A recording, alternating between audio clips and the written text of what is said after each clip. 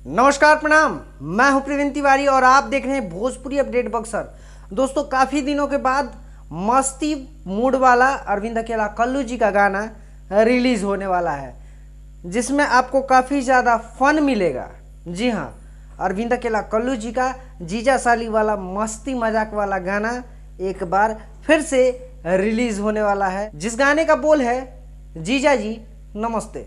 जी हाँ, जीजा जी नमस्ते गाने का बोल है और इस गाने को अपने सुरों से सजाए हैं आपके चहेते चॉकलेटी स्टार अरविंद अकेला कल्लू जी और उनका साथ दिए हैं शिल्पी राज जी। आपको बता दें कि निक्की निहाल जी का लिखा हुआ यह गाना है और प्रियांशु सिंह जी का म्यूजिक है। वीडियो का बात किया जाए तो काफ़ी ज़बरदस्त वीडियो बना है और लिरिक्स का बात किया जाए तो काफ़ी ज़बरदस्त लिरिक्स है।